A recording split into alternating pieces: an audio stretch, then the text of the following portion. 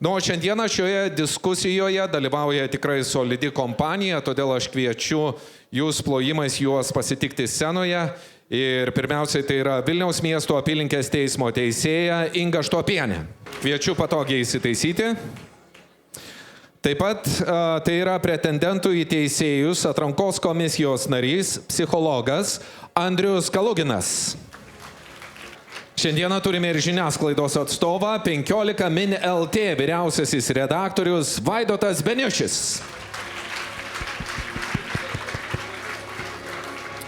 Šiandieną kartu su mumis yra ASM universiteto rektorius Dalius Misiūnas.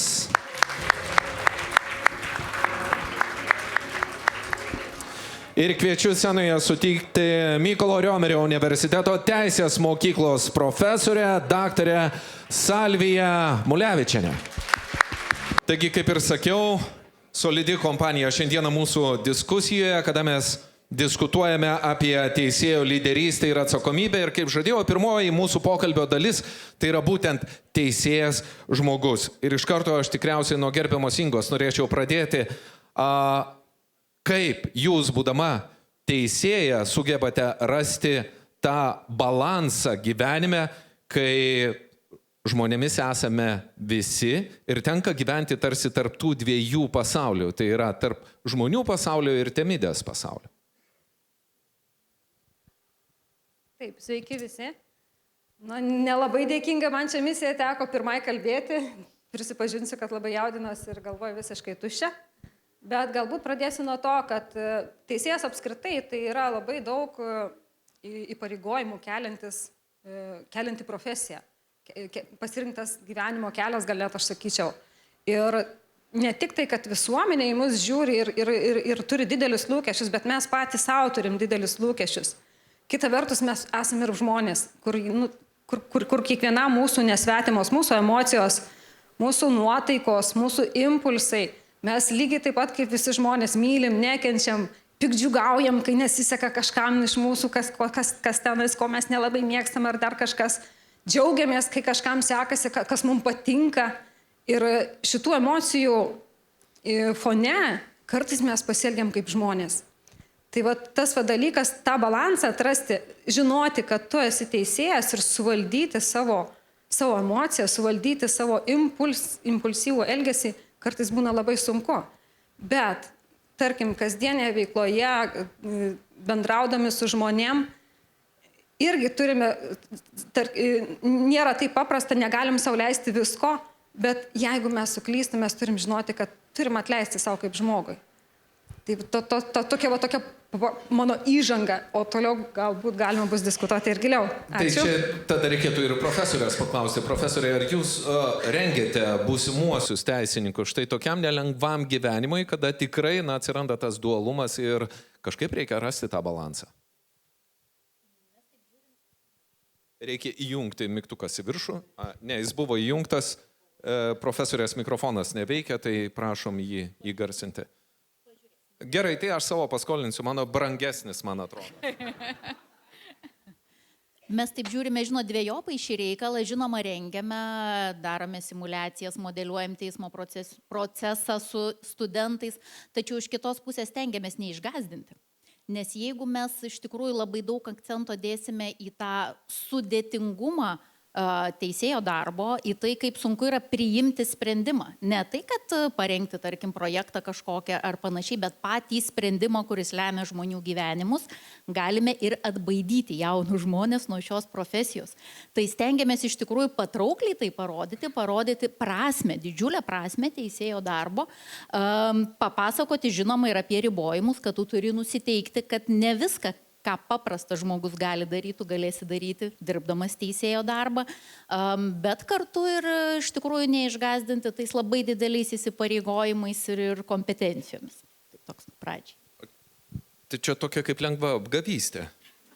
Ar ne? Jūs pasakot, viskas bus gerai, o po to jau bus kaip bus. Andriau, čia tada jau reikėtų, kaip sakant, psichologo patarimo. Kaipgi tą balansą suderinti? Čia tikrai sunkiai, sveiki visi. Čia, aišku, labai sudėtinga sistema, dabar tokia avangardinė psichologija, va štai neseniai Australijoje konferencija buvo, sako, kad tas darbo ir gyvenimo atskirimas ir tada balanso ieškojimas yra jau tokia neefektyvi ir morališkai pasenusi sistema su tais atskirimais. Tai ieškoma dabar naujų priemonių, įrankių, kad neatskirti. Va čia yra tokia labai rizikinga zona.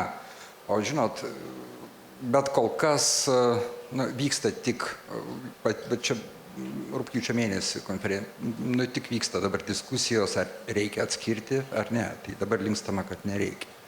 Bet žinot, kalbant apie jūsų gražiai skambančią teisėją žmogus, žinai, aš esu žmogus. Ok, žinai, galbūt jūs esat žmogus. Ir aš abejoju. Žinai, čia klausimas gal ne taip, žinai, kiek teisėjas yra žmogus.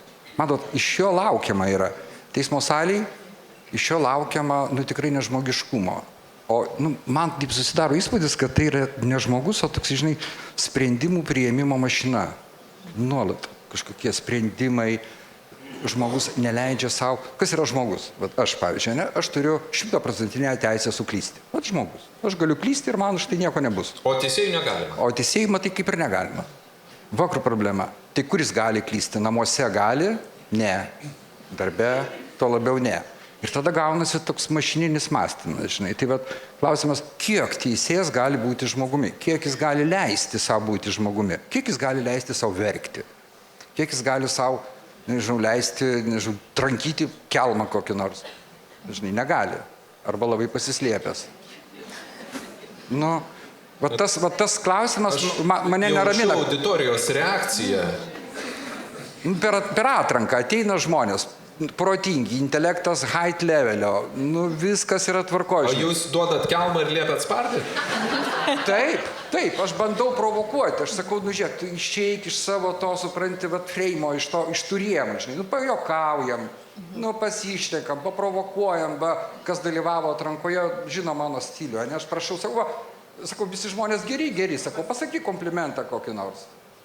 Ir paprastas žmogiškas klausimas. Tai kokio komplimento jūs tikitės, kai liepėt žmogui kelmą paspardyti prieš tai?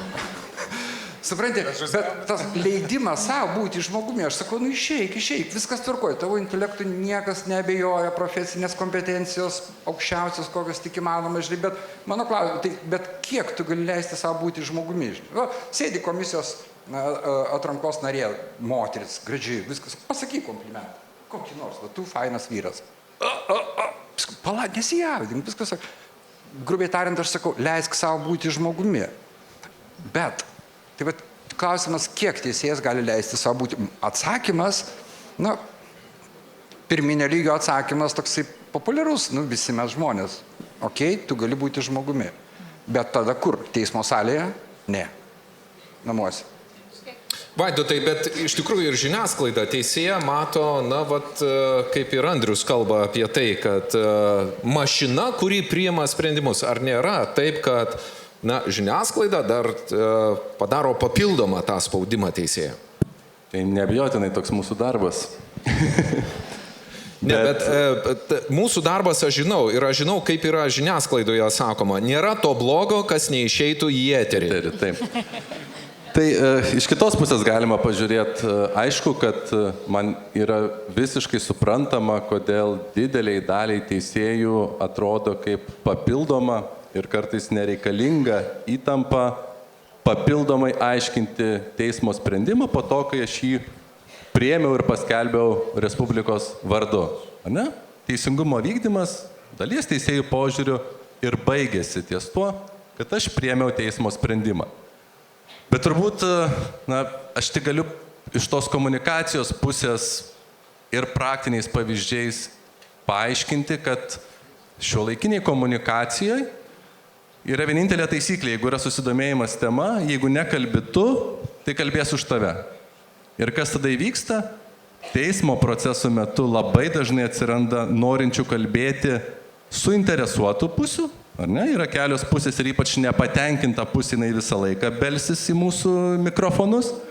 Tada atsiranda ir šiaip dėmesio norinčių, bet kokių ar tarkim advokatų norinčių dėmesio, kurie irgi nebūtinai įsigilinę į bylą, bet labai skuba komentuoti jos motyvus. Tai puikiai suprantant tai, kad tai yra papildomas stresas ir kad aš suprantu, kad ir teisėjai gali nepasitikėti žiniasklaida ar visa ar kai kuriais žurnalistais. Viskas tas yra suprantama ir žiniasklaida tikrai nėra tobula.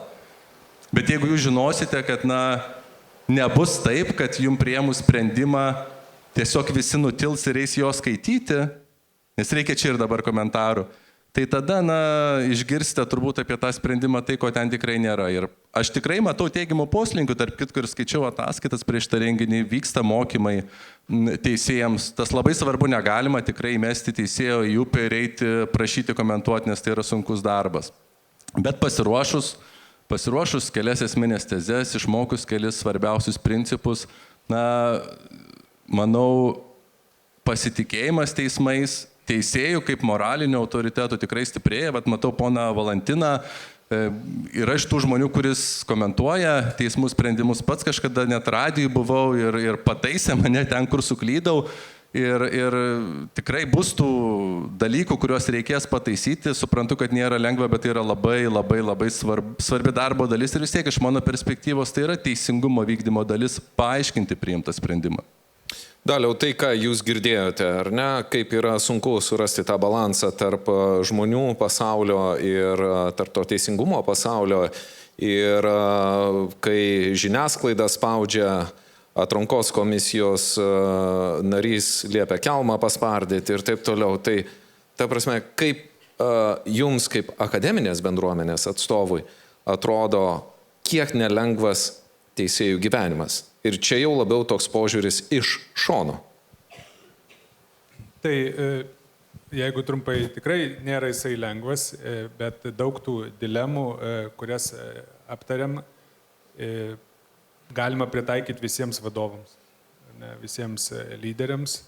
Ir taip pačiai kaip čia keliama mintis, kad teisėjas yra žmogus, tai mes irgi, būdami vadybos, ekonomikos, finansų pasaulyje, akademiniam keliam idėją, kad ir vadovas yra žmogus. Ir tiesą sakant, nežinau, ar jūs sutiksit, bet kuo dirbdamas darbą gali labiau būti savimi, tuo lengviau jį dirbti.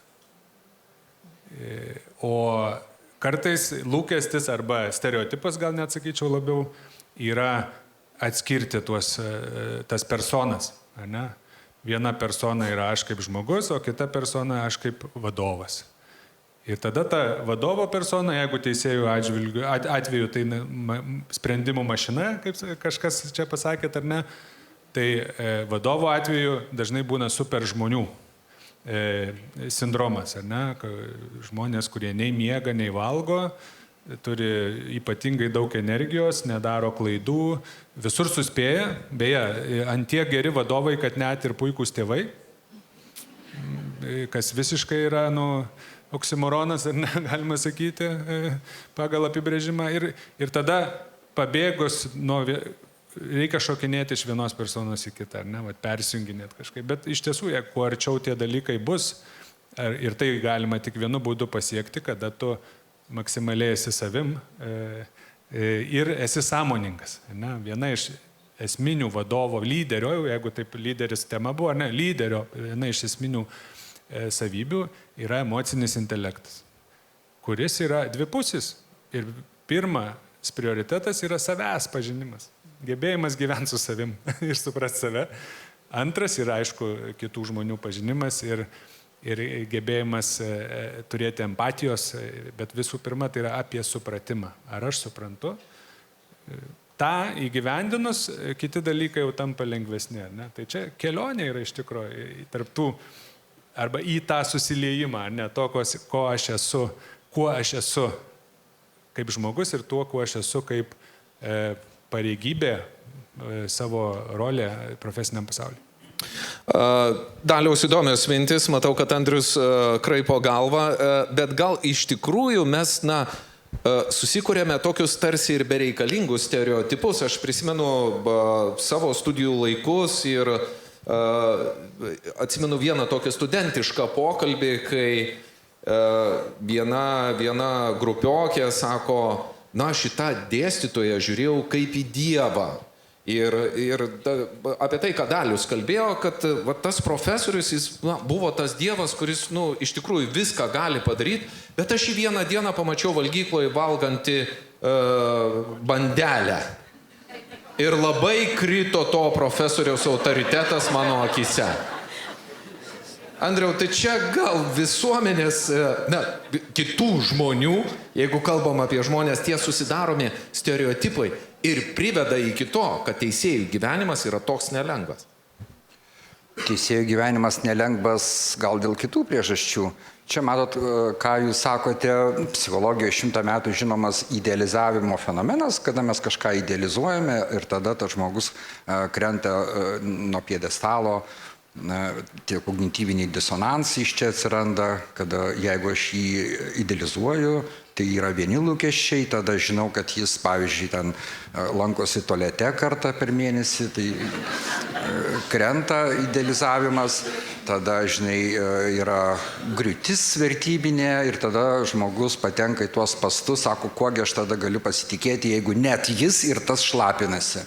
Supranti, tai čia tas idealizavimas, nemanau, kad mūsų visuomenėje teisėjus kažkas taip stipriai idealizuoja, nes antonimas priešinga psichologinė tokia savoka yra demonizavimas. Kada žmogus atvirkštinis variantas, jis by default, jis iš ankstinė nuomonė jau yra demonizuojamas ir va čia yra sunkiau. Čia mes apie tą autoritetą visuomenėje, kada matom, kad teisėjai visi yra svoločiai. Ar ten kas, ir demonizavimas vyksta, ir tada teisėjams tenka... Tokią epitetą, žinokit, aš mačiau tik tai komentaruose. Na, tai žinai. Jūs pasakėt, bendrai tikrai niekada nesu girdėjęs. Bent jau savo aplinkoje, gal aš gyvenau kažkokiam steriliam burbule, bet nesu to girdėjęs. Taip, turbūt tiesiog... Nes yra teismo sprendimas ir jį reikia gerbti. Tikrai taip, kaip ir patį teisėją, kaip ir teisėjo persona, vienareikšmiškai. Tas yra neabejoti, nediskutuoti. Aš tiesiog turiu omenyje, kad yra kažkokia visuomenės nuomonė, kada mes sakome teismų sistemos autoritetas, tai yra demonizuojami. Tai va teisėjų krūvis, tas moralinis, psichologinis, ištraukti, ne iki idealizavimo lygio nereikia, bet ištemti visą sistemą per savo personą. Va, o tai, ką Dalius sakė apie būti savimi, čia yra itin sudėtinga užduotis, nes tas susiliejimas, kada, nuo ko ir aš sakiau, tai kiek tu esi žmogus, kiek tu esi teisėjas, tas susiliejimas, beje, tos naujausios psichologinės technologijos ir kalba apie tai, kad neatskirti darbą ir namus, o kaip rasti optimalų susiliejimo mechanizmą, kaip sulieti. Bet kodėl tai yra sunku? Kadangi jeigu tu, čia apie žmogaus identifikavimą, jeigu tu žmogaus paklausi, kas tu toks, tai kariškis, kunigas, teisėjas, pirmojų pasirinkimų taip ir pasakys, aš teisėjas, doras, geras, sąžiningas, atsakingas, visoks koks. O tada kitas klausimas, o kas tu per žmogus? Čia dažnai jau stringa atsakymas. Tai susilieti, žinai, ir tas susiliejimas tada į kokią pusę turi vykti. Ar tu turi atsikratyti savęs, atsikratyti savo to žmogiškojo prado ir tapti aukščiausio lygio profesionalas, nepriekaištingas, ar tu turi atsikratyti to maksimalaus profesionalumo. Va čia dilema, kurią labai sunku išspręsti. Per čia sąmoningumo reikia labai aukšto lygio. Inga, jūs taip susimašiusi, sėdit, klausotės šitų pasvarstymų. Palengvėjo šiek tiek? Kad visi mes žmonės ir mes galim klysti. Aš galbūt turiu savo viziją ir įsivaizdavimą. Aš labai pritarčiau tai idėjai, kad lengviausia yra dirbti tada, kada gali būti savimi. Jeigu savimi būti vietos yra labai mažai, kažkokiam vaidmenį ar kažkokiai profesijai, tai yra labai sunku.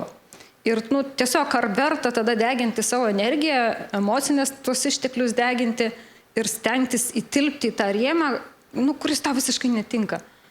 Bet jeigu tu atrandi tą būtent balansą, sakysim, gali realizuoti savo asmenybę kažkokiam vaidmenį, tai čia yra, mano galva, superinis variantas. Tu tiesiog atradai save toje srityje.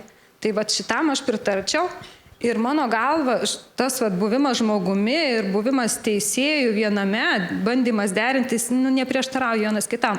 nes tai yra vertybiniai dalykai. Ir čia, sakysim, tau lengviau būti teisėju kaip žmogumi, tada, kada tu rūpiniesi savimi kaip žmogumi, savo vaidumi, tarkim, savo žinojimu, savo akiračio plėtimu, kada tu pats daug žinai, pats su savim dirbi, pats save auklėji, pats stengiesi, tavo gyvenimo tikslas apskritai yra būti geresniu žmogumi. Tada tau yra lengviau. Mano tokia nuostata. Bet šitoj kelionėje mes kiekvienas turim kritimų ir nuopuolių, ir tai yra gyvenimas. Ups and downs, kaip sako, ar ne? Vaidotas, matau, kad dar turi repliką. 2 replikas. Pirmą, tai pagalvojau, kad per vėlai atėjau, teisėjai mačiau valgė bandelės ir nieks nenufilmavom, nenufotografavom. Tai gal dar turėsim šansą. Tai dėl to jūsų ir nekvietė ateiti anksčiau. Ir labai teisingai padarė, ne? Bet aš prisiminiau gal istoriją irgi iš savo darbo naujienų agentūroje, kai vadovavau naujienų agentūros redakcijai. Tai naujienų agentūra irgi išsiskiria tokių žanrų, kad labai iš jos tikimasi nešališkumo, objektivumo ir netgi nuasmeninimo, ar ne? Ilgą laiką netgi pavardės nebūdavo rašomos prie straipsnių. Matau tam tikrą analogiją, ar ne, kad yra kaip ir iš panašių reikalavimų yra siekiama iš teisėjo, tiek sprendimas yra teismo Lietuvos Respublikos vardu ir nelabai svarbu, ar Inga, ar Petras, ar kažkas kitas priima tą sprendimą. Ir ką mes darėme, mes irgi turėjome šitokią diskusiją, kurdami, tiksliau atnaujindami savo etikos kodeksą ir aš tam skyriau pakankamai daug laiko, pasitelkę išorės moderatorius, bandėm kalbėti su visa redakcija 3 kartus, gal po gerą valandą apie tai, kaip rasti tą santykį. Ir čia jau, jeigu vis tiek visi teisininkai yra viena ta konstitucinė nuostata, teisė, bet kuriam piliečiui kritikuoti valdžią, skaitant teisėjus, skaitant žurnalistus. Bet antra vertus, tu supranti, kad jeigu žurnalistas, tarkim, socialiniuose tinkluose ar kažkur pernelyg jau aktyviai reiškia pilietinę ar netgi labiau politinę poziciją, kyla abejonių ar ne, ar tas žurnalistas tikrai yra objektyvus, sąžiningas, ar jis nepataikauja kažkokiai interesų grupiai, kažkokiai politikai. Ir mes tikrai apie tai daug diskutavom, labai yra skirtingi požiūriai, nebijoju, ir jūsų bendruomenė yra skirtingi požiūriai, ar ten teisėjas gali kažką dėti į Facebooką, rašyti, ar geriau. Čia kaip tik bus trečioji mūsų dalis, jūs jau taip užskubat diskusijos, bet nieko tokio, viskas gerai, tęskite. Taip, pabaigsiu istoriją, atsiprašau moderatoriaus, bet... Nieko tokio. Ir ta pusiausvyros paieška, ir mes išėjome radę, aišku, formuluotę, bet man atrodo svarbiausia, kad nebijoma šitos temos ir tada išėjęs iš tos diskusijos aš buvau tikras, kad kiekvienas joje dalyvavęs kolega, prieš reikšdamas viešai savo mintis, jis bent pagalvos ir pereis tą mintys algoritmą, suprasdamas, kad aš kalbu ne tik savo vardu kaip Jonas Jonaitis, bet kad aš esu tam tikros bendruomenės dalis ir kad mano mintis kai kam atrodys kaip tos bendruomenės dalis. Bet mes padarėme tokį irgi labai aiškiai išimtį, apsitarę, kad yra sričių, kur mes turim būti aktyvistai, ne žurnalistai, kur mes galim būti aktyvistai. Tai yra tos sritis, jeigu tai liečia žiniasklaidos laisvę arba net šiek tiek žodžio laisvę plačiau. Ir aš pats esu ir rinkęs parašus, ir ėjęs pas tuometinę prezidentę, prašyti vetuoti tam tikrus įstatymus, elgiausi ne kaip žurnalistas, o kaip tam tikras aktyvistas, nes matėme, kad tam tikri ribojimai apriboja žiniasklaidos laidos laisvę. Tai irgi turbūt gali būti analogija, kad, manau, teisėjų, teismų balsas galėtų būti svarbus, kai sprendžiami klausimai, kuriuos jūs laikot kaip pavojų valdžių atskirimo principui, teismų nepriklausomumui.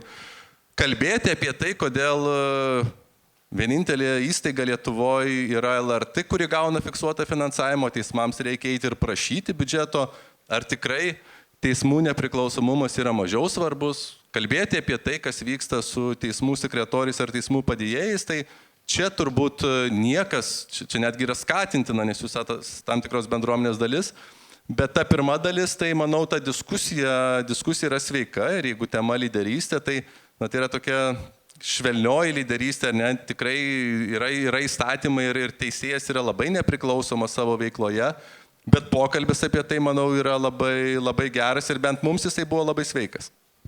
Tos diskusijos labai patiko ta dalis, kai tarp kolegų pasiginčiama. Aš neabejoju, kad teisėjų bendruomenė irgi tų ginčių būna, bet tiesiog toks irgi visai nesenas pavyzdys, kai kolegos ginčijosi irgi redakcijoje pas mus, kas vis dėlto futbolas ar Justinas Timberlake'as.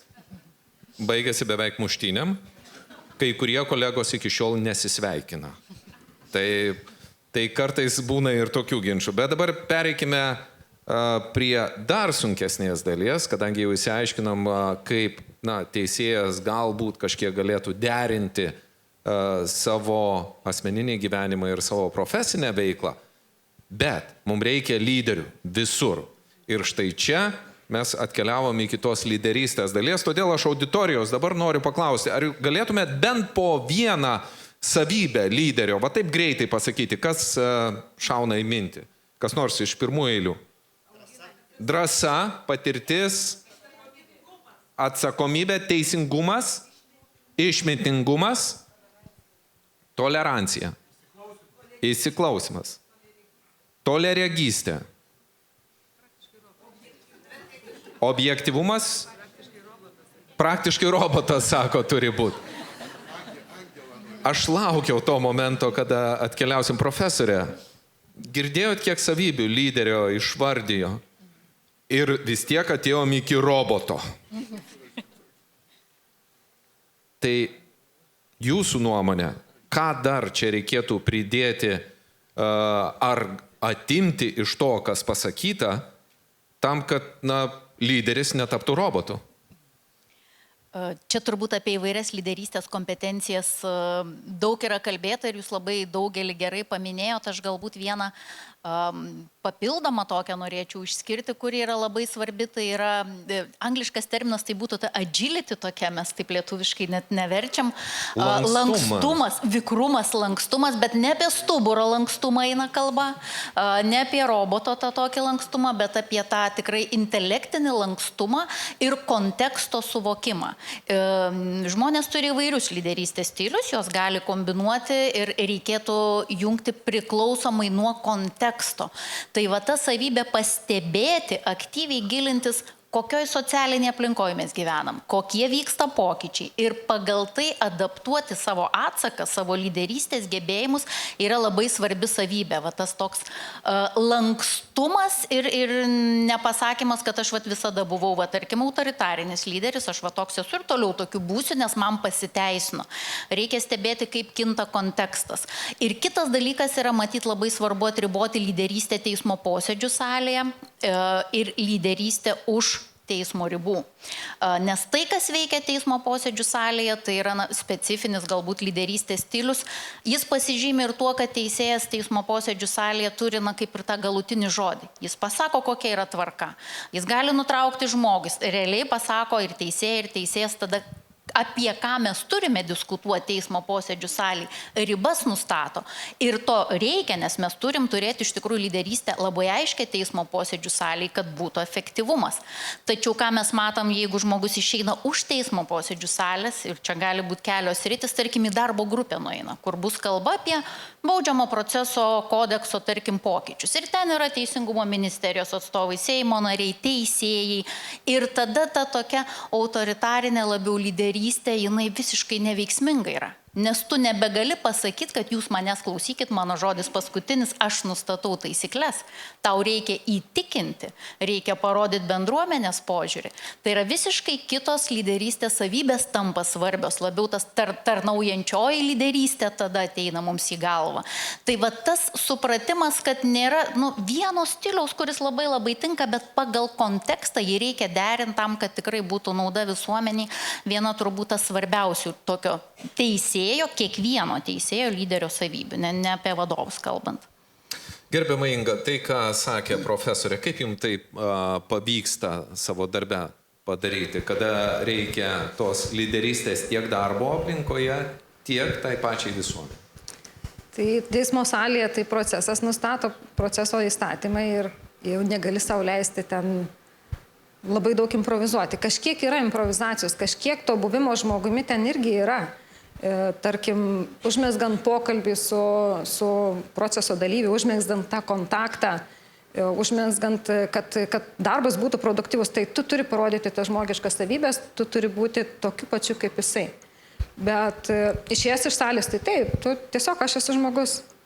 Ir aš sau leidžiu daug daugiau, bet nepamirštu, kad vis tik tai mane žmonės matys, mane vertins. Man labai patinka kolektyvai, kuriuos aš ateinu pirmą kartą ir aš niekam nesakau, kur aš dirbu, kuo aš esu. Bet tai nereiškia, kad aš tau... O kas pasikeičia, kai pasakot, kad ką jūs veikiat gyvenime? Aš dabar galvoju, aš labai ilgai buvau dviratininkų bendruomeniai ir jie nežinojo, kad aš esu teisėja, kokios mano pareigos, kuo aš dirbu. Ir tik tai kažkurio tai momento aš pasidžiaugiau, ten buvo gal 10 metų, kai aš jau esu teisėja. Ir tada visi pradėjo rašyti, tiek laiko pažįstu ir net nežinojau, kur dirbė. Aš taip galvoju, kad mano nuostata buvo tokia, vertinkite mane būtent kaip žmogų. Nesusidarykite tos iš ankstinės nuostatos, kurią jums suformuos mano pareigos ar dar kažkas. Tai galbūt toks mano yra pasirinkimas. Nežinau, asmeninis. Bet tas bendravimas nepasikeitė po to, kai jūs sužinojote, ką jūs veikite gyvenime? Aš jau esu pripratusi, jau mes esam sukūrę savo ryšius ir niekas nuo to nesikeičia. Vaidotai, žiniasklaidai reikia teisėjo lyderio?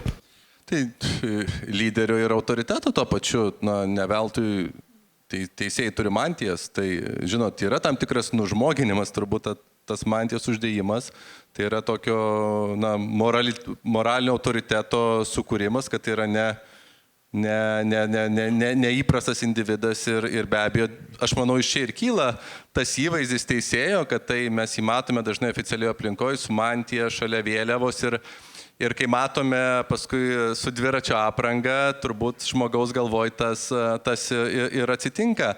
Bet žiniasklaida irgi keičiasi ir jinai labai horizontaliai, apskritai jinai fragmentuojasi, atsiranda labai daug mikrofonų ir žinome, kaip, tarkim, jauni žmonės visai kitaip naudoja žiniasklaidą ir to horizontalumo yra daugiau ir dėl to aš esu tikras, kad šiuolaikiniai komunikacijoje teisėjai autoritetoj nekenkia, jeigu jis atsistoja prieš kameras ir paaiškina tuos aspektus iš savo sprendimo, kuriuos jisai mano, kad visuomeniai lengviau bus priimti. Ir čia turiu mintyną, turbūt visuomeniai daugeliu atveju svarbiau yra socialinis teisingumas negu procedūrinis teisingumas, yra svarbiau tas teisės ir moralės santykis ir tai turbūt reikia labiau akcentuoti, labiau pabrėžti ir tas poreikis gauti atsakymus, jisai yra egzistuojantis. Bet ar nėra taip, kad ta pati žiniasklaida kartais, nenoriu vartoti to žodžio, nupigina, bet dažnai būna prašoma, jūs galit paprastą žmonių kalbą paaiškinti, nes ne visiems duota suprasti teisinę kalbą. Be abejo, žinot, tam, kad tu kokybiškai, ir čia manau, ir pirmiausia turbūt, ne pirmiausia, bet tiek pat ir žurnalistų daržą, yra daug sudėtingų temų, ir technologinių, ir ekonominių, ir politinių. Tai tam, kad tu galėtum paprastai paaiškinti, tu pirmiausia turi pats suprasti, pats gilintis, turėti tam tikrą specializaciją. Tai žiniasklaidoje tikrai yra problemų dėl žurnalistų negebėjimo, teisinių žinių trūkumo. Aš to visiškai neneigiu, bet manau, kad čia nėra arba, čia yra ir. Ir teismai turi bandyti stengtis paaiškinti suprantamiau, bet be abejo ir žiniasklaida, žurnalistai neturi teisintis, kad žiūrėkit, aš čia nesuprantu, nes aš kodekso neskaičiau, tai tu pasiskaityk ruošdamasis išklausyti nuosprendį ar sprendimą. Labai priklauso nuo to, jeigu tai yra gilus žurnalistinis tyrimas, dažniausiai žurnalistai būna pasiruošę, bet jeigu yra greitos žinios ir kepamos kaip McDonald's bandelės, tada jau atsiranda problema. Andriau, mano klausimas jums, ar jūs turite patarimų teisėjam, kaip auginti tą savo lyderystę? Auginti save. Nes kada mes kalbame apie tą susiliejimą, žinai, man atrodo, kada mes bandom teisėjams dar kažką priskirti, toks gaunasi, žinai, man atrodo, perteklinis psichologinis lūkestis. Tu turi būti, toks teisingas, sąžiningas, atsakingas, dar toks ir dar anoks, o dabar dar palauk, dar ir lyderis, ne? O Dieve, tik priprato prie to, kad jis yra, tvarkingas, sąžiningas, o dabar dar ir tokia truputėlį dirbtina savoka, auginti lyderystę. Tai dar gaunasi toks papildomas psichologinis krūvis. Aš turiu būti to ir dar lyderiu. Be to, aš absoliučiai sutinku dėl lyderystės stilių. Labai sunku atskirti. Jeigu mes sakom, augink lyderystę, bet koks teisėjas man pasakys, Andriau, žiūrėk, okei, gerai, aš paauginsiu tavo, kaip sakoma, pagalbą, duosi man patarimų, bet bus labai logiškai pagristas, kokia lyderystė man tinka. Ir mes čia turim ką? Mažiausiai mes turime 4 skirtingus lyderystės formatus. Tai pirmoji, mikrolyderystė, kada teisėjas su savo komanda, tai sekretorė, padėjėjai ir panašiai, mikrolyderystė. Čia gal tokia labiau vadybinė būtų lyderystė. Čia kaip tik kitas klausimas bus dalį. Taip, tai ką, jam tada čia reikia? Tada mes turim procesinę lyderystę. Čia, man atrodo, gal arčiausiai lyderystės. Proceso valdymas teismo salėje. Tas man labai svarbu, kadangi čia jau reikėtų tokių, asmeninių savybių, ne tiek lyderio, kiek pačio žmogaus. Atsparumas provokacijoms. Kiek bando salėje, nežinau, tas verkia, tas keikiasi, apskritai salės saugumo užtikrinimas šiandien Lietuvoje yra, man atrodo, opi problema. Teismo salės saugumas, pačio teisėjo saugumas. Visokių yra žmonių ir stabilių, ir nestabilių, žinai. Kaip suvaldyti tą situaciją, kaip nepasiduoti provokaciją, iš kur gauti tą atsparumą. Jeigu pas tavai ten 80 bylų kabo, 5 bemiegės naktis ir krūviai milžiniški, streso tu nevaldai, nes pas psichologą tu nesilankai, kadangi tu nesi žmogus, tai, žinai, tai tau jau ir nereikia, kelmo nedaužai ir tu dar turi atlaikyti... O gal pas psichologus didelės eilės? Didelės eilės, bet teisėjų tos eilėse aš nemačiau. Aš nemačiau. Mano eilės. Čia atskiras klausimas. Kiek dabar yra, nežinau, 15 etatų psichologų ir tai jie yra teismų psichologai, jie procesiniais dalykais užsiema. Pačiais teisėjais, aš nežinau, aš nesu girdėjęs, kad kažkas sako, taip, aš nuėjau, nežinau, pas koučerį, kad mane palaikytų. Palaikymas, ar jiems yra suteikiamas? Ne, jie žmonės patys tvarkosi. Kaip kas išmano? Kažkas sportuoja, kažkas sveikai gyvena, maitinasi. Tai yra vienintelis išsigelbėjimas teisėjui pačiam save palaikyti.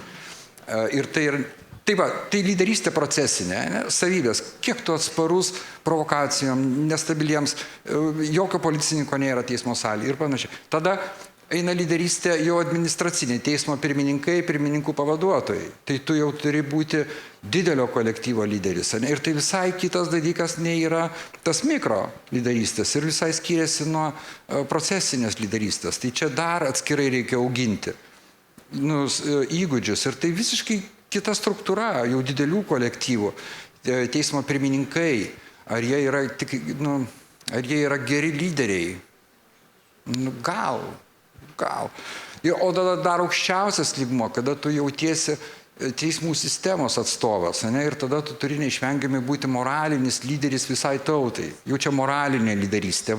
Kaip paminėjo, lyderystė kiek 15-16 dabar oficialiai patvirtintų tų lyderystės stilių, struktūrų, tarnaujanti lyderystė, tarnaujančioji lyderystė. Čia tinka tas, tu esi tarnaujantis žmonėms, tai čia moralinė lyderystė.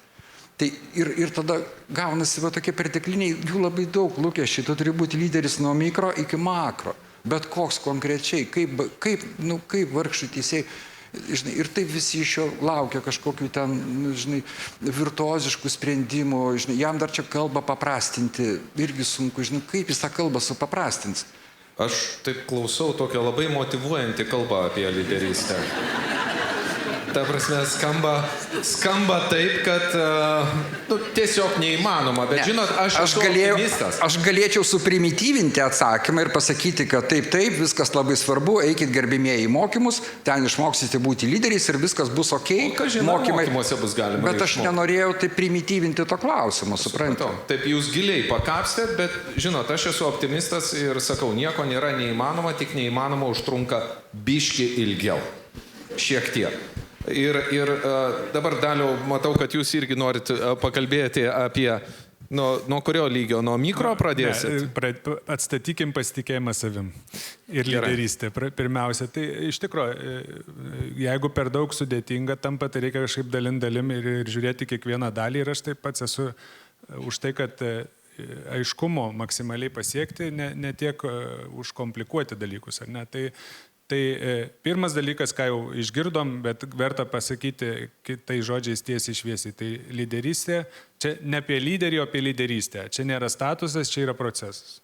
Ne? Tai jeigu dėl šito sutarėm, tai tada galim sutarti dėl kito, kad tame procese svarbiausia dedamoji dalis nėra lyderis. Svarbiausia dedamoji dalis yra sekėjai. Nes lyderis be sekėjų nėra lyderis pagal apibrėžimą. Tada kas gali geriausiai pasakyti, kas yra geras lyderis? Sekėjai, davrasme. Tai jūs visi esat buvę sekėjais, gal ir esat šiuo metu, tai yra mes visi esam buvę organizacijoje, komandoje, kurioje yra lyderis ir aš esu sekėjas ir aš mėgstu šitą klausimą užduoti vadovam, kurie mokosi universitete. Apibrėžkite gerą vadovą. Ir jie moka tą apibrėžti. Bet dar geriau jie moka apibrėžti blogą vadovą. Daug būna nuoširdesni apibrėžimai ir tada reikia tik tai padaryti inversiją to, ar ne, ir suprasti, kas yra geras vadovas. Gero vadovo arba lyderio drama yra tame, kad jis negali būti geras tik vienoje iš jūsų išvardintų dedamųjų. Jisai griežtai negali būti blogas bent vienoje iš šitų išvardintų dedamųjų, jis turi būti gebantis visose išvardintose dedamosiose, kurios skamba kaip neįmanoma misija, bet jos yra įmanoma misija, nes mes vis dar turim sekėjų, kurie galvoja, kad jie yra matę ir gal net šiuo metu mato gerus lyderius. Sąžiningas, nešališkas, gebantis komunikuoti, priimantis sprendimus, ryžtingas, ir kažką emociškai intelektualus, ar ne? Vat tai yra tas, jeigu visus šitus gali daryti, tai turi gerą šansą tapti arba būti pripažintu, ar ne? Tavo sekėjai gali tau pasakyti, tai yra geras lyderis. Tai visus tuos raumenis galima mankštinti. Jeigu tu pradedi nuo nuostatos, jog aš noriu tai daryti. Nes jeigu mes ieškosim atsiprašinėjimų, kodėl ne, tai visada rasim. Kodėl taip, vardan sekėjų.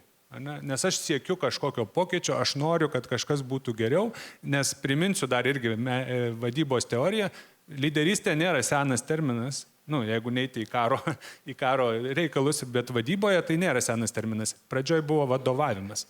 Vadovavimas atsirado, kuomet atsirado kompleksiškumas, procesų daug ir vadovo rolė yra grąžinti sistemą į būseną, tą stabilumo būseną. Kaip mes sakom ir jūs naudojat, gesinti gaisrus. Lyderystė atsirado tada, kai senosios sistemos jau neadekvačios tapo, reikia perėti prie naujų sistemų, tai yra pokytis, o žmogus labiausiai priešinasi pokyčiui. Todėl atsirado lyderystės poreikis, kaip išvesti žmonės iš vienos būsenos į kitą, įvykdant pokytį. Lyderystė yra labai daug pokyčio, drąsos, ryžto daryti pokytį ir atsakomybės jį įgyvendinti. Tai va tie visi 5 dalykai, kuriuos 5-6 nesvarbu kiek, bet jeigu yra noras tai daryti, tai tikrai yra įmanoma. Žmonės treniruojasi daug metų, bet esant ryžtų jie pasiekia rezultatų. Bet profesorė, apie tai, ką kalba Dalius, ar nėra teismų sistemoje kažkokios kitokios specifikos, kas nebūtinai viskas tinka? Tai, ką pasakė Dalius, dėl to, kad, žiūrėkit, teismo procese vis tiek kažkas lieka nepatenkintas. Kartais galbūt ir abi pusės gali likti nepatenkintos. Galbūt kartais kažkuri pusė gali būti laiminga ir patenkinta. Bet dažniausiai tų, kurie būna nepatenkinti ir kaip Dalius sako, kad reikia, kad pasakytų tas blogasias savybės, tai tie, kurie nepatenkinti, kaip Dalius sako, reikia viską daryti dėl sekėjų, bet dėl tokių sekėjų nežinau, ką daryti, nes tikrai jie gali vakare ir pasekti.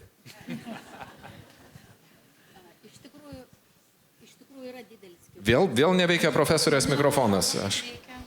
Rodo, kad veikia. Bet veikia gerai. Iš tikrųjų yra didelis skirtumas nuo privataus sektoriaus lyderystės gebėjimų srityje, jeigu mes vien pagalvosim apie savo poveikį. Poveikį, kurį teisėjas ar teisėja daro žmonėm, kurie nėra jo organizacijoje, tai žinai, tas poveikis yra didesnis nei su žmonėmis, kurie yra toje organizacijoje. Nes, pagalvokim, jeigu jūs dirbat komandai, demonstruojat lyderystės gebėjimus, norit ugdyti teisėjo padėjėjus, kad jie būtų gerais teisėjais, bet jums nesiseka, jums matot, kad galbūt iš to žmogaus nesigaus. Ar jūs galite jį atleisti?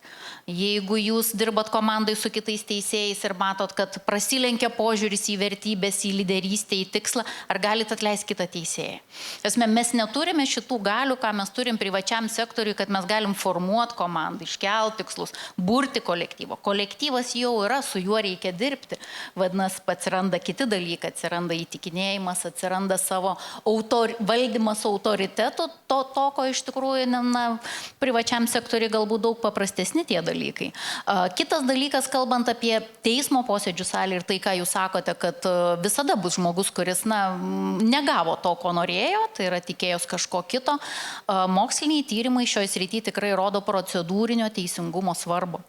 Tai yra net jeigu žmogui sprendimas yra nepalankus, bet jis jautėsi išklausytas posėdžių salėje, jis jautėsi gerbiamas, jis nejuto didžiulio emocinio spaudimo arba streso, tai jis priims tą sprendimą kaip tinkama, kad vis tiek teisingumas buvo įvykdytas, tas procedūrinio teisingumo dalykas.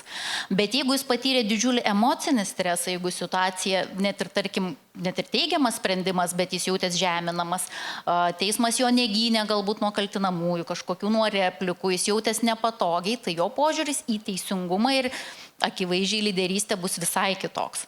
Tai va čia tas žmogiškumo galbūt faktorius iš tikrųjų yra labai didelis būtent kiekvieno to teisėjo kaip lyderio veikloje. Ir dar vienas aspektas, tik į ką aš norėjau irgi atkreipdėmėsi, kai mes kalbam apie lyderystę šiame kontekste, kai kam iš kolegos susakius, aš dirbtinį intelektą užklausiau, pateikti pavyzdžių teisėjų lyderių, pagal ką jie nustato, kas yra teisėjas lyderis, tai vis tik lyderystėje išimtinai per bylas. Tai yra teisėjai, kurie priėmė drąsius sprendimus svarbiose bylose, buvo įvardinami kaip lyderiai. Ir kitas dalykas, tai buvo tie, kurie išugdė didelį kiekį naujų gabių teisėjų. Tai yra tie, kurie užsiėmė kolektyvo tobulinimu ir dirbo su žmonėmis. Tai jie buvo laikomi lyderiais šioje srityje. Taip, čia toks. Daliau, dar jūs norėjot keletą žodžių. Aš suprantu, kai mes bandom rasti skirtumus ir dažnai mes ieškom, kuo skiriasi dalykai ir sutinku, kad jų yra, bet beieškodami skirtumų kartais pamatom ir panašumus. Ar ne? Tai, ką jūs sakote, įtakos darimas ar ne, įtikinimas, vizijos pardavimas, tai aš pasakyčiau, pačiuose moderniausiuose ir labiausiai privačiuose versluose labai aktualu, ypač su naujaja karta darbuotojų. Ne? Tai nors ir sutinku ir suprantu, apie ką jūs kalbat, kad yra tam tikras teisinis ribojimas, pavyzdžiui, kad negali ten kito teisėjo atleisti arba čia viešam sektoriui bendrai yra, tarkim, valstybės tarnybos įstatymas, kuris irgi yra taip demonizuojamas, kaip kuris surišantis rankas, bet net ir privačiam versle tai nėra viskas daroma mechaniškai, ne? Vat, yra toks punktas, pagal tą punktą tu dabar daryk taip, kaip aš tau sakau. Ne, žmonės taip ir ypač naujoji karta taip nesielgia. Jeigu nėra autoriteto, jeigu nėra vertos pastangų vizijos ir paaiškinimų, komunikacija čia beje yra labai svarbi, tai nėra ir veiksmo. Ar ne? Tai, nes komunikacijoje mes čia kažkur palėtėm tą, kad ar reikia gebėti supaprastinti kalbą, ne? Paaiškinti žmonių kalbą. Aš manau, nėra kito varianto, nes komunikacija yra ne apie tave, kuris kalbė, o apie tą, kuris gauna. Tai jeigu pirma taisyklė visose komunikacijos vadovėliuose yra galvok apie savo auditoriją. Nes jeigu tu nesuprasi, kaip tavo auditorija girdi ir nepasieksi to tikslo, tai tavo kalbėjimas yra bergždžias. Andriau, dar jūs norėtumėte įsijungti. Aš matau, laikas tirpsta, gana greitai mūsų diskusija, bet dar turima ir apie visuomenę pakalbėti. Ir dar vieną klausimą labai svarbu turiu apie lyderystę. Tai trumpas jūsų komentaras. Trumpas komentaras, nes aš supratau, kad nusukau nuo jūsų pirminio klausimo apie tą patarimą. Tai galvoju, reikia kažkaip kompensuoti. Patarimas, kaip būti tuo lyderiu. Tai, žinot, aš tai manau, kad visi šioje salėje esantis teisėjai, nuo apylinkės iki aukščiausiojo pirmininko, jau esat lyderiai. Jau. Ta tiesiog pačia patarimas. Tu jau lyderis. Patinka, nepatinka, nori, nenori. Tu jau lyderis. Bet jau lyderis. Gal nieko nežinai apie tą lyderystę, bet welcome. Jau lyderis. Tai va tas dalykas. Ne? Ir tada suvokti, kad jeigu tu jau esi lyderis, tada tiesiog paklausti savęs, žiūrėk, o kokio aš lyderystės stiliaus norėčiau savo, kuris man būtų tinkamas, va kaip kalbėjom, žinai, būti savimi. Lyderių yra būti, mano akimis, paprasčiau nei būti žmogumi. Būti šiaip žmogumi yra labai sudėtinga. Lyderių paprasčiau. Tai va, koks tavo stilius? Griežtas, geras, nežinau, demokratinis, autokratinis. Ir tada kombinuoti. Tas paprastas klausimas. Kokio stiliaus aš lyderis? Pats savo. Atsakymo paieškos gali užtrukti minutę, gali metus, bet atradus tą atsakymą, bet čia jūs ir turėsite tą atramą. Tada, turėdami atramą, na pavyzdžiui, koks jūsų vedimo stilius, Rolandai? Kaip jūs manote? Mano vedimo stilius? Klausyti tai, ką kalba pašnekovai ir tiesiog leisti jiem kalbėti. Nu va, klausantis ir atliepiantis stilius. Visai tinka ir lyderystėj. Klausantis ir atliepiantis. Per daug neinicijuojantis, nesikišantis, ne, va toks va, stilius. Kada jūs įsigryninat tą stilių, kuris jums yra, nežinau, komfortiškiausias, patogiausias, tuomet, aišku, reikėtų įsigyti žinių per įvairius mokymus, kokie tie stiliai yra ir kaip aš galiu būtent savo stilių tobulinti. Nesimatuoti kitų stilių marškinių, jeigu jums jie per ankšti arba netinka. Tai vat vėl čia mes grįžtam per savęs pažinimą, tačiau per būtent lyderystės prizmę su visiškai išeitinė pozicija, kad jūs jau lyderiai, jau viskas, su to nieko nepadarysi. Nuo apylinkės iki aukščiausiojo, kur beaugtumėt, vis tiek tai visada liks su jumis. Čia negalima. Vat toks patarimas. Lyderystės klausimą uždarykim vienu tokiu irgi, gal ir kažkiek filosofiniu klausimu, bet gal ir vis dėlto tai klausimas iš gyvenimo. Kiek teisėjui lyderystė gali pridaryti bėdos? Gerbiama Inga, gal nuo jūsų pradėsim tada? Tiesiog trumpai, nes matau, kad dar turim apie 10 minučių. Aš taip galvoju, kad gali pridaryti bėdos. Turbūt aš esu pats gyvas tas pavyzdys. Visi žino, kad turėjau drausmės bylą ir turėjau pastabą. Ar įspėjimą, neprisimenu dabar. Drausmę nuobaudą būtent už savo pasisakymus viešoje erdvėje. Tai aišku, ta lyderystė, jinai negali būti be atsakomybės. Jinai turi būti, kaip sakyti, įvertinant visus aspektus ir nepamirštant, kad ir tu esi teisėjas, kad ir kiti yra žmonės, kad jie turi jausmus ir to balanso, kaip ir visur gyvenime, lyderystė taip pat reikia. Tai jinai tikrai gali. Ir dar vienas dalykas, kada tu esi, kaip sakyti, pirmas pradedi kelti kažkokią idėją, tai tu daugiausiai susilauki pasipriešinimo. Tai galbūt irgi, tokia tą patirtį tą turėjau, ir to pasipriešinimo, tą visą krūvį emocinį teko išvežti, bet paskui, sakysim, tas pirmasis žmogus, jisai susirenka visą tą pagrindinį neigiamą krūvį, bet tai gali inicijuoti kitus žmonės. Ir ta tavo tokia pradedanti lyderystė, jinai gali duoti postumį ir tada keičiasi, nes aš dabar, pavyzdžiui, matau mūsų teismų bendruomenį labai daug kas keičiasi, tos mintis, apie kurias kalbėjau, kad čia blogai, čia reikėtų taip, jos yra realizuojamos ir netgi mūsų šito susirinkimo programoje aš matau, kad mes kalbam apie tai, apie ką ir aš kalbėjau, ir mano kolegos kalbėjo, ir mūsų asociacija kalbėjo, kad mums reikia tų pokyčių ir reikia būtent tokių pokyčių. Tai bet kai tu esi pirmas, tai daugiausia gauni pasipriešinimą ir daugiausia reikia visko išvežti. Tai Daliau, lyderystė pavojinga? Tas pavojus, kaip ir pati lyderystė teisėjo atveju yra neišvengiama būsena, taip ir tas pavojus, vadinčiau jį rizika, yra neišvengiama lyderystės dedamoji dalis. Ne? Kas visiškai nerizikuoja? Tas, kas nieko nedaro. Taškas, ar ne? Arba tas, kas daro lygiai tą patį, ką darė prieš tai, ir tai jau yra atsiranda rizika. Tai ta rizika ir ta bėda, ar ne, vat, ką jūs papasakote, tai jinai visiškai yra chrestomatinė lyderystės situacija. Nes imant riziką visada gali dalis jos realizuotis ir gali būti pasiekmės, ar ne? Bet lyderystė yra apie tai, kad aš turiu ryžto drąsos kažką keisti.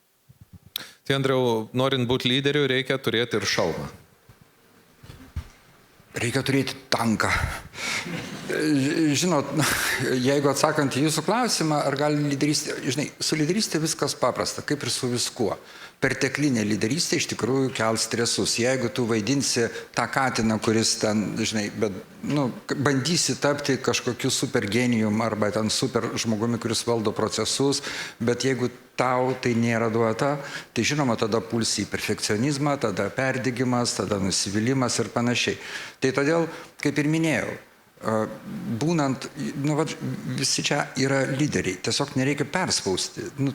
Tu esi toks lyderis, koks esi. Kitaip, tu jau srėpsi labai neigiamas pasiekmes. Aišku, yra problema, nes žiūrim, pavyzdžiui, nauji teisėjai, ne, dabar ateina į apylinkę. Tai jie ateina, gerai, kad jeigu jis iš padėjėjų arba iš sekretorių, o jeigu iš kitur, jeigu iš advokatų, iš prokurorų, jis nepasiruošęs būti teisėjų. Tada jam, nežinau, metus tiesiog krenta iš kompo, tos bylos krenta, jam nėra kada būti lyderiu. Čia mes turim daug perdegimų, ypač jaunų, naujų teisėjų, jeigu jie ne iš teismų. Tai kur čia apie lyderystę? Labai sunku kalbėti. Tada, jeigu dar mes kalbam apie mano itin mėgiamą ir labai mano akimis perspektyvę temą apie terapinį teisingumą, apie kurį vis daugiau ir dažniau dabar kalbama Lietuvoje, tai čia dar kita lyderystė. Terapinis teisingumas, jis jau turi kitokį pobūdį. Ir jeigu tu jauti, kad tas tau yra artimas terapinis, tada tu moki subalansuoti visus procesus ir tada tu neperdegi. Kitaip tariant, bėda ateis, jeigu perspausi, jeigu tu norėsi būti tuo maksimaliu lyderiu, bet neturi tam savybių. Bet Vaidotai, žiniasklaida visada nori, kad būtų šiek tiek perspausta, nes labiau skaitys, labiau žiūrės. Tai kaip teisėjams komunikuoti tą savo žinią, ir čia mes jau žengėme į trečiąją mūsų diskusijos dalį, kuriai liko 4 minutės 50 sekundžių, teisėjas ir visuomenė.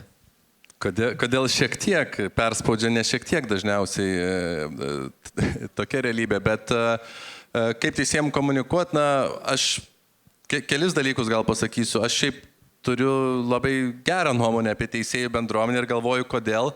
Turbūt todėl, kad pažįstu labai nemažai teisėjų, savo kursiokų, savo kaimynų, savo dėstytojų ir čia turbūt irgi vienas atsakymas, kad stereotipus naikina bendravimas. Tai diskusijos pabaiga paaiškėjo privačių interesų derinimas.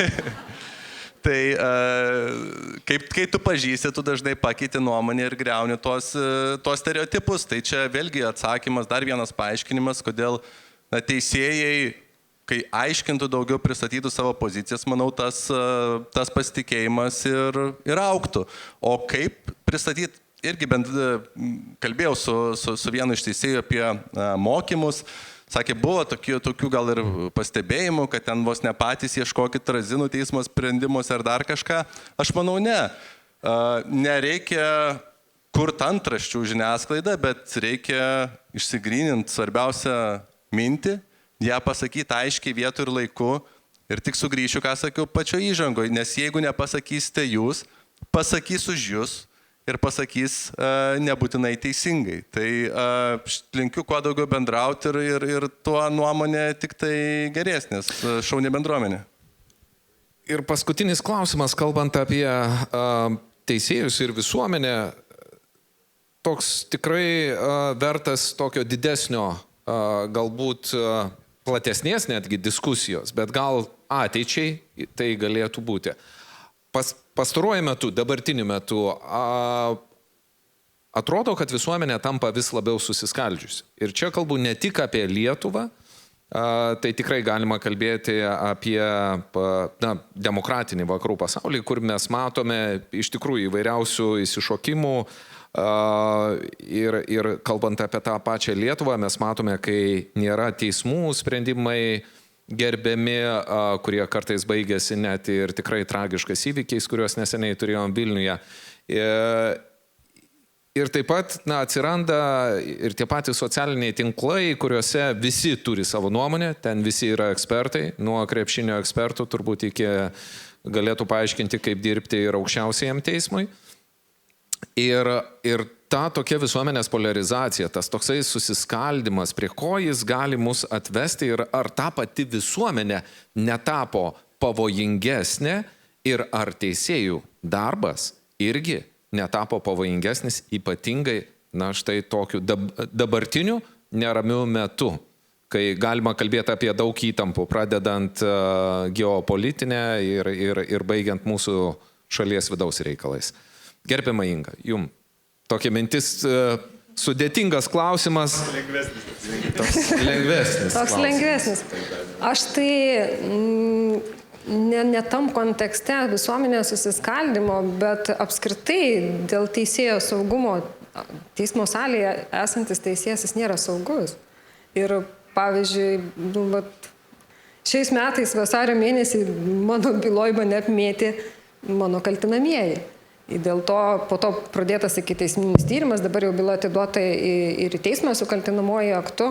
Ir tai ne viena byla, tai ne vienintelė byla, kai tu ateini į salę ir tu turi tiesiog laviruoti tarp tų žmonių tam, kad kažkokiu tai būdu užtikrintum normalų teismo procesą, normalų darbą salėje. Tai ką aš norėčiau akcentuoti, tą pagrindinę mintį, kad mes nei vienas nesame saugus teismo salėje. Ir niekada nežinai, kas ateis pas tave teismo salę, nes žmonės, kurie ateina į teismą, jie ne visada būna, įvairiausi ten būna žmonės, įvairiausių asmenybės tipų. Ir kartais jie ateina nusiteikę gana konfliktiškai.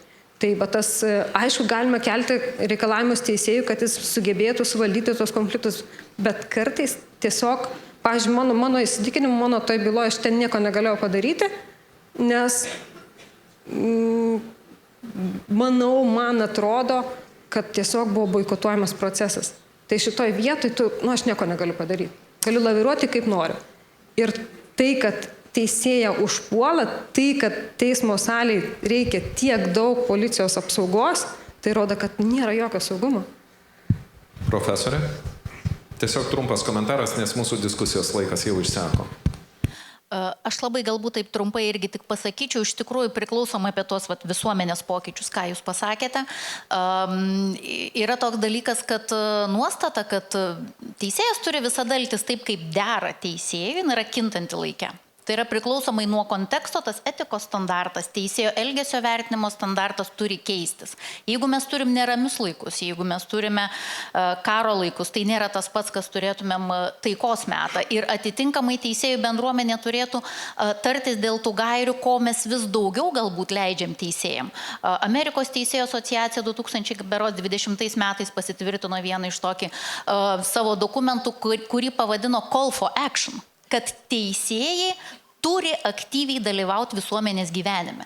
Jie pasakė, mūsų yra tokia kryptis šiuo metu, kad tai mes vadiname tokiu aktyvesniu teisėjo vaidmeniu. Nebeturi būti už visuomenės ribų, turi labai aktyviai parodyti, kad visi yra tos pačios visuomenės dalis, nes šiuo metu, kai yra didelis susiskaldimas, reikia tos vieniančios grandės, tos intelektualinio to resurso panaudojimo.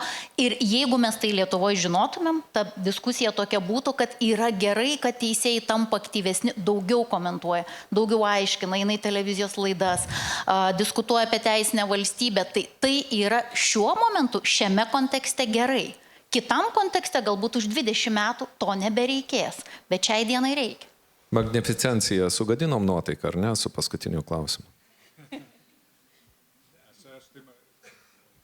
Jau išjungia kažkas. Tuo išjunginės mikrofonas, nes baigėsi laiką. Jo,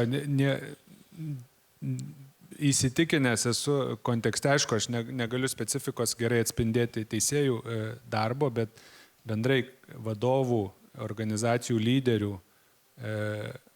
verslo lyderių, ir čia aš kalbu ne tik apie privatų verslą, apie visas veiklas, su viešu sektoriumi nemažai tenka susidurti.